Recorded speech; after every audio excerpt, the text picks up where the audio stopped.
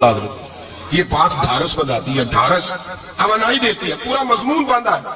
اعلیٰ حضرت کہتے ہیں بیروپیہ تھا، مداری، روپ بدل بدل کے دکھایا کرتا تھا، بادشاہوں سے انعام لیتا تھا۔ ایک دن اورنگزیب عالمگیر کے پاس آ گیا، کہنے لگا میں روپ بدلوں گا، اگر آپ پہچان نہ سکے تو میں انعام لوں گا۔ آپ نے فرمایا میں کوئی ایسے ویسا بادشاہ نہیں، کہا مجھے دھوکہ دینا مشکل ہے، کہا نہیں میں روپ بدلوں گا۔ حضرت اورنگزیب عالمگیر بڑے نیک بادشاہ گزرے، بڑے پرہیزگار آدمی، وہ بیروپیہ کہنے لگا میں روح بدلوں گا، آپ نہیں پہچان سکیں گے۔ فرمایا چل جتنا تیرے اندر زور ہے لگا لے۔ حضرت نے اعلان کیا کہ میں نے فوجی بھرتی کر دے، 2 ماہ کے بعد ٹیسٹ ہوگا۔ وہ 2 مہینے دوڑتا رہا، رنگ روپ بناتا رہا، آیا ٹیسٹ دینے، 2-3 سپاہیوں کا امتحان لیا، اس کی باری آئی تو 10 روپے دیے، کہنے لگے تیرے آنے جانے کا کرایہ میں نے تجھے پہچان لیا ہے۔ کچھ دنوں کے بعد جانے لگے سفر پر تو بھکاری آ گئے خیرات مانگنے، اس نے بھی سارے منہ پر سیاہی مان لی، کپڑے پھاڑ لیے، سر کے بال منڈا لیے، بھویں تک کٹا لی، بدرنگ ہو کے آیا، کاسا آگے کیا تو حضرت نے 10 روپے ڈالے، کہنے لگے تیرے آنے جانے کا کرایہ میں نے پہچان لیا ہے۔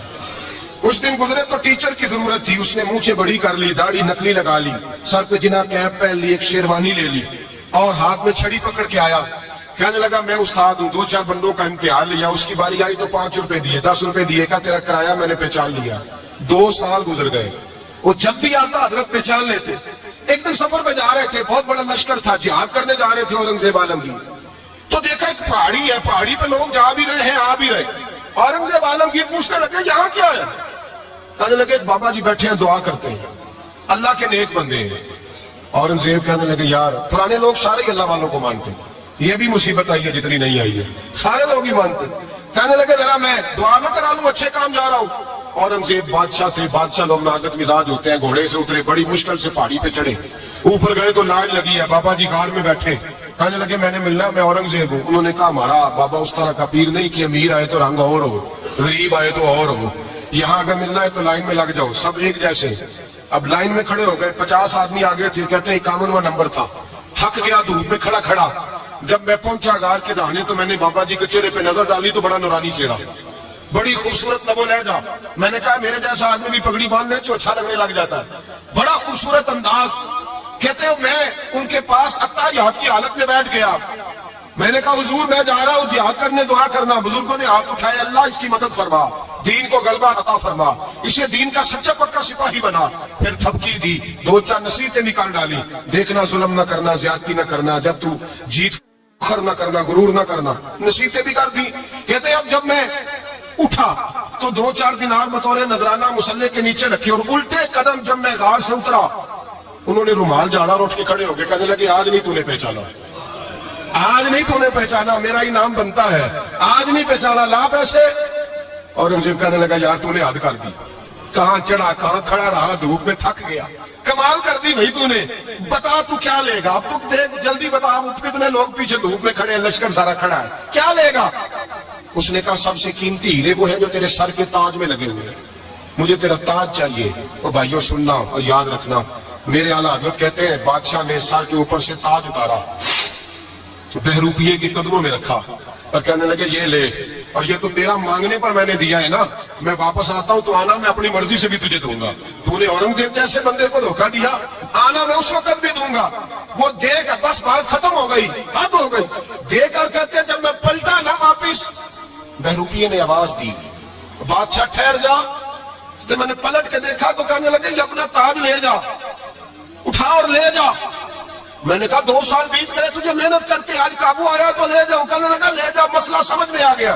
میں نے کہا مجھے بھی تو سمجھانا، کہتے ہیں وہ پھوٹ پھوٹ کے رویا، اس کی آنکھیں برس پڑی، سیلاب کی طرح آنسو بہ نکلے، تڑپا، اور لوگ کہنے لگا بادشاہ میں نے جھوٹ موٹ رسول اللہ کی غلامی اختیار کی تھی، جھوٹ موٹ کی داڑھی، جھوٹ موٹ کی پگڑی، جھوٹ موٹ کا فقر، میں نے جھوٹ موٹ نبی پاک کا لباس پہنا ہے، تو تیرے جیسے بادشاہوں کے تاج میرے قدموں میں آ گئے ہیں، اگر میں سچ مچ رسول اللہ کا غلام بنوں گا تو اللہ کیا کچھ عطا فرمائے گا، اللہ کتنی نعمتوں سے نوازے گا۔ میرے اعلیٰ کیا فرماتے ہیں؟ اعلیٰ حضرت فرماتے ہیں فرشتے بھی کرتے ہیں تعظیم میری۔ کون جی؟ اللہ، ایسا عقیدہ بھی کم ملے گا جو بریلی کے امام کا عقیدہ ہے، ایسا بھی کم، کہتے ہیں فرشتے بھی کرتے ہیں تعظیم میری۔ کیوں؟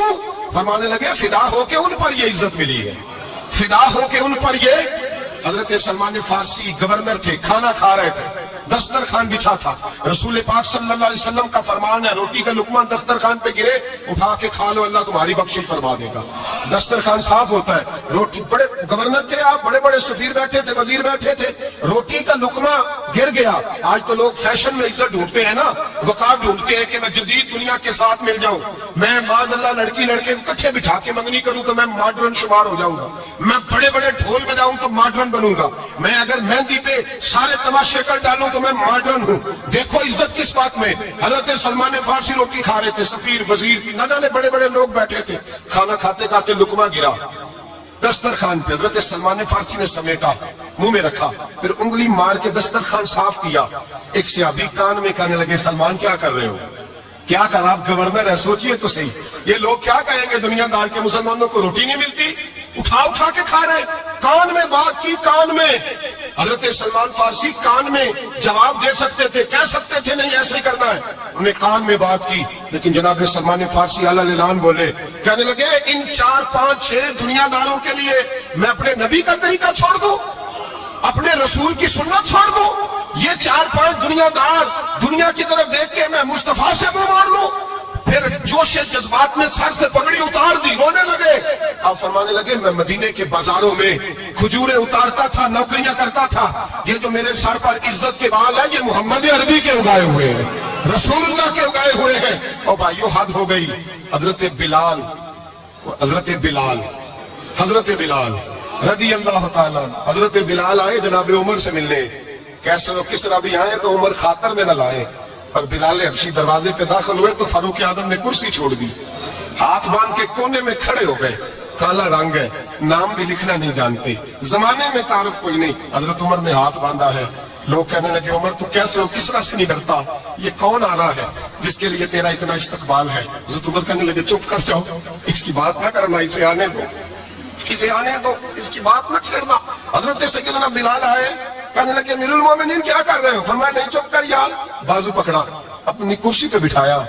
हजरत बिलाल कहने लगे, हुजूर मैं गुलाम हूँ, मुझे तो तरीके भी नहीं आते इन कुर्सियों पर बैठने के, मैं तो गरीब माँ का बेटा, गुलाम बाप की औलाद, सलीका, ये आप क्या कर रहे हैं। तो हजरत उमर कहने लगे, बिलाल था तो तू गुलाम ही, पर जब से मुस्तफा का गुलाम बना है तो हमारा इमाम बन गया है, अब तू इमाम है रसूलुल्लाह की उम्मत का। फरमाया, वो मुझे दिन याद है जब मक्का फतह हुआ था, बुत टूट गए थे, बड़े बड़े सरदार थे, और मेरे नबी ने फरमाया, बिलाल से कहो काबे की छत पे चढ़ के अजान दे।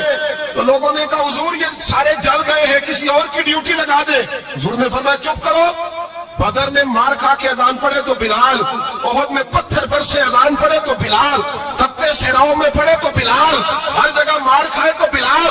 और आज अगर अल्लाह ने इज्जत दी है तो मैं लोगों को देख के बिलाल को इज्जत न दूं। मैं बताना चाहता हूं कि रसूलुल्लाह की गुलामी में इज्जत है। फरमाया, कोई ऊपर नहीं चढ़ेगा, अबू बकर भी नीचे, उमर भी नीचे, उस्मान और अली, तलहा और जुबैर भी नीचे। आज हबशी गुलाम काबे की छत पे चढ़ेगा और मैं दुनिया को बताऊंगा कि असल इज्जत उसी के पास होती है जो रसूलुल्लाह का गुलाम हुआ करता है। भाई याद रखें, इज्जत हुजूर की गुलामी में है ना। ये देखो मेरी बरादरी क्या कहती है, रमजान का महीना है, 10वां रोजा है, हज़रत खदीजा का यौम विसाल है, ना देखो दुनिया क्या कहती है, ये देखा करो रसूलुल्लाह क्या कहते हैं। नबी पाक, छोड़ दो सारी दुनिया के धोखे, सारे फैशन, सारी रसूमात, सारी तोहम्मात, छोड़ दो, सीधी तवज्जो मदीने वाले महबूब की तरफ करो। जैसे हुजूर कहे वैसे करो, जिस बात में मुस्तफा राजी हो वो काम करो। रब फरमाता है, दुनिया में भी इज्जत दे दूंगा, आखिरत में भी इज्जत दे दूंगा। इज्जत गुलामी रसूल में है, और यही चिराग जलेगा तो रोशनी होगी। आखिर दावाना